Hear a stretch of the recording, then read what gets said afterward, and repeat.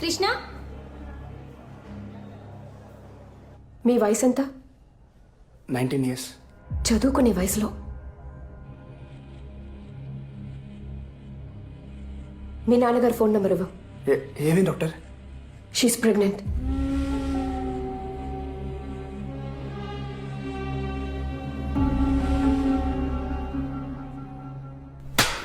ఎంత పని చేసావరా? ఇంటి పరువు బజార్కి ఇచ్చేసావు కదా. నువ్వు అసలు నా కూతురు ఏదో కలిసి చదువుకుంటారు కదా వదిలేస్తే ఆగు. దీనికోసమేనా వాడు ఊరి నుంచి డబ్బులు పంపి నిన్ను చదివిస్తుంది? రే, ఇది మీ అమ్మకి గనక తెలిస్తే నేను ఇప్పటికి చంపేసి ఉండేదిరా. ఇడియట్. ఊరుకో. అసలు నీకు బుద్ధి జ్ఞానం ఉందట? వాళ్ళ దరిద్రుడితో కలిసి తిరగకూడదని నీకు తెలీదా? ఎవరిని దరిద్రుడు అంటున్నారు మీరు? ముందు మీ అమ్మాయిని సరిగ్గా పెంచడం చేత కాక మా అబ్బాయిని తిట్టిపోస్తున్నారు. చూసావా ఆయన ఏం మాట్లాడేది నేనా మీరా? ఉంటుందా? మాట జాగ్రత్తగా రానివ్వండి. ఏం సార్ మాట్లాడేది? ఏం జాగ్రత్తగా మాట్లాడేది? ఊరు నుంచి పిల్లల్ని చదువుకోవడానికి పంపిస్తే ఈ గతి పట్టించారు. ఇదే మా ఊరైతే ఇంకోలా ఉండేది. ఏం పీకుతావయ్యా? ఎక్కువ మాట్లాడుతున్నాడు. ఏం మాట్లాడతావయ్యా? వయసులో దగ్గర మాట్లాడాలి. ఊరుకోవయ్యా. ఏం చేస్తున్నావు తెలుసా?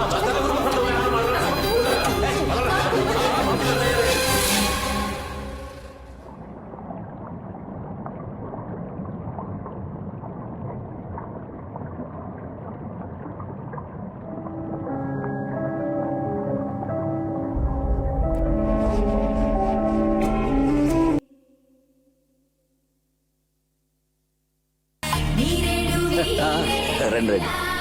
ఏంటి సార్ మీ ఇంట్లో జరిగే మొదటి శుభకార్యం సింపుల్ గా గుళ్ళో కానిచ్చేస్తున్నారు?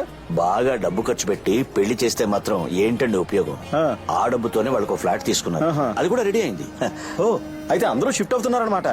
లేదండి, కొత్త కాపురం కొన్నాళ్ళు ఇద్దరిని ఒంటరిగా ఉండనిద్దాం. కనీసం గృహప్రవేశానికన్నా పిలుస్తారా లేదా? ఊరుకోండి సార్, దానికి ఓ లిటిగేషన్ ఉంది. నాకేం తెలుసు.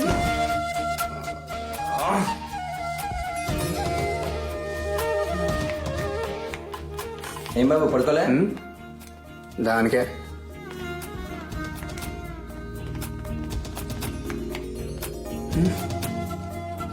అమ్మా. ఏంట్రా? అది కాదు, ఇంట్లో ఎంతమంది? మీ నాన్నే హోటల్లో ఎందుకు డబ్బు దండగని ఇలా అందరినీ ఇంట్లోనే ఉండిపోమన్నారు. మరి నేను? చీర చాలా బాగుంది కదా. అవునక్క, మంచి సెలక్షన్. బాబు రండి, మాతో కలిసి పడుకోండి. మీతోనా?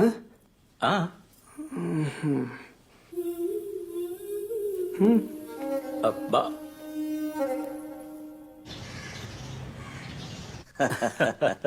ఫోన్ చేస్తుండు. ఓ 2 రోజులు ఉండి వెళ్ళొచ్చు కదా, ఎందుకు అంత తొందర? అయ్యో తొందర ఏం కాదు గానీ నేను వెళ్ళక తప్పదండి. ఉండొచ్చు కదా మావయ్య.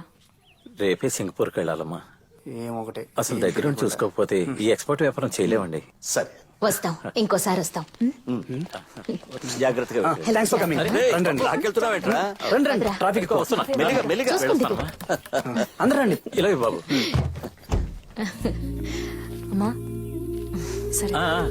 డ్రైవర్ ఇంతమందా? వీళ్ళందరూ ఎప్పుడు వెళ్ళాలి, నేను ఎప్పుడు? Hi uncle, thanks for coming. అరే రండి, ఆటో నేను ఎక్కడికే వెళ్తాను. మీ నాన్న ఏంటంటే అమావాస్యకో పౌర్ణానికో తప్ప పిలవడు. ఎలాగో వచ్చాను కదా, 4 రోజులు ఉండి సిటీ మొత్తం తిరిగి చూసి ఆ తర్వాత వెళ్తాను. ఇలా రా.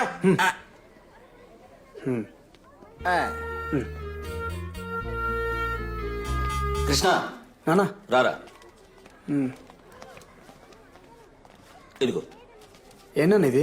నీకు తులసికి honeymoon tickets, hotel, flight details అన్ని అందులో ఉన్నాయి. వెళ్ళి ఓ 4 రోజులు సంతోషంగా గడిపండి. 4 రోజులా?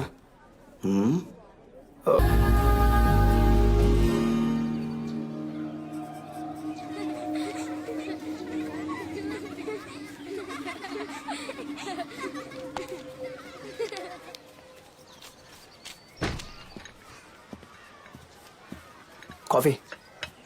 Thank you.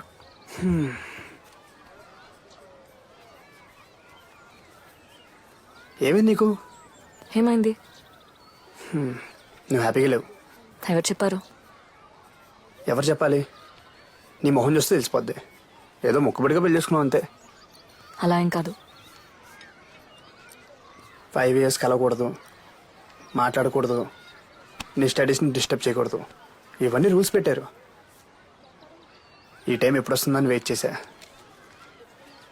నువ్వేంటంటే అర్జెంట్గా ఏదో అరేంజ్ మ్యారేజ్ చేసుకున్నావు.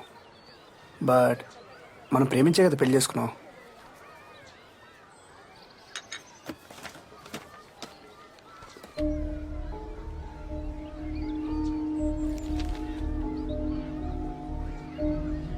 నువ్వు అన్నీ మర్చిపోగలవేమో గాని నేను మర్చిపోలేను.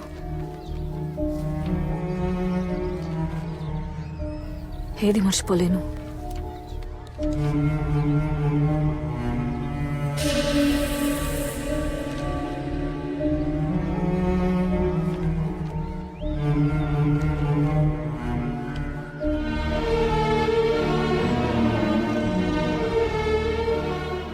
మనకిప్పటికీ ఓ పాపో బాబు ఉండేవాళ్ళు. తనకిప్పటికీ 5 ఏళ్ళు ఉండేవి.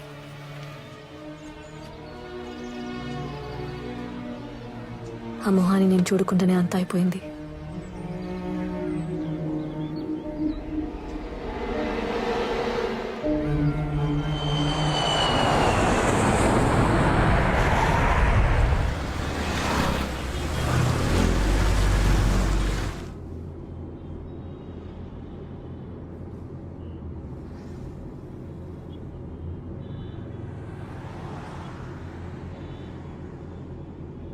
రాజు, ఇంటికి వెళ్ళట్లేదా? మీ నాన్నగారు మిమ్మల్ని ఇంటి నుంచి కొత్త ఇంటికి తీసుకెళ్ళమన్నారు.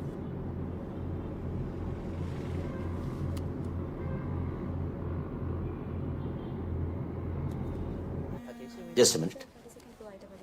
హలో కృష్ణ ల్యాండ్ అయ్యారా? వచ్చానన్నా.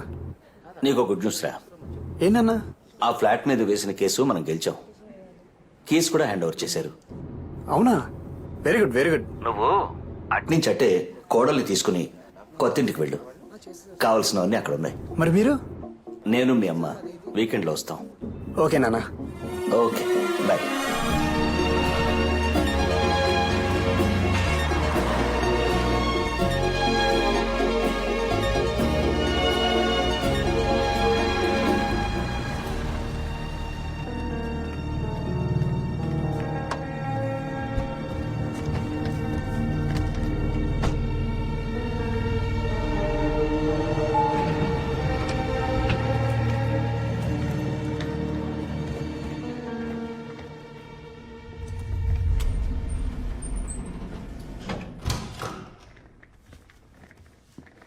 మొత్తం ఫర్నిష్ చేశారు. ఎక్సలెంట్, సూపర్గా ఉంది కదా.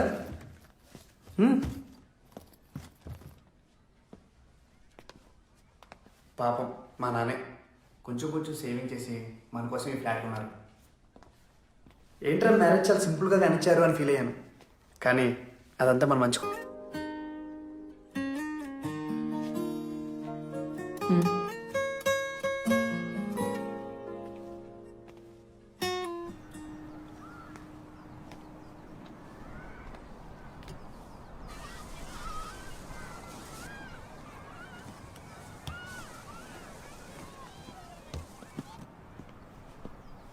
అబ్బా, వ్యూ చాలా బాగుంది కదా.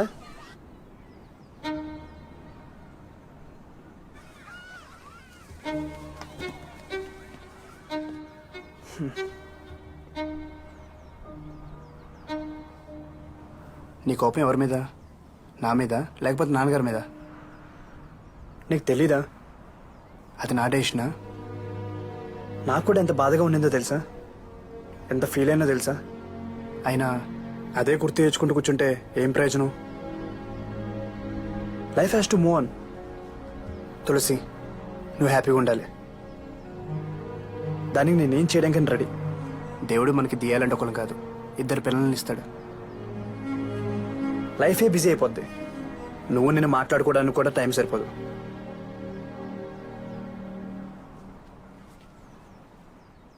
ఇది మన టైం. దీన్ని వేస్ట్ చేయడానికి నేను రెడీగా లేను.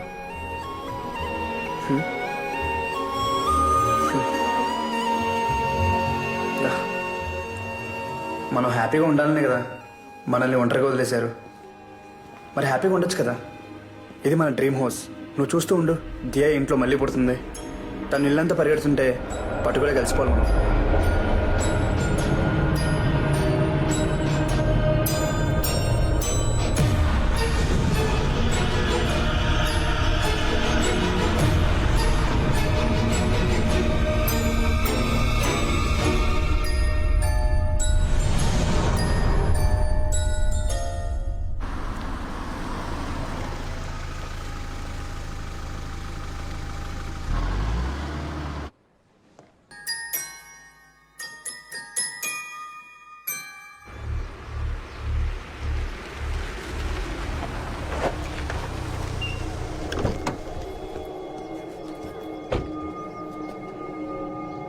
తమ్ముడు వెళ్ళి మీ నాన్నతో చెప్పు మూర్తి బెయిల్ మీద వచ్చాడని చెప్పు. తనకి మనశ్శాంతి లేకుండా చేస్తానని చెప్పు.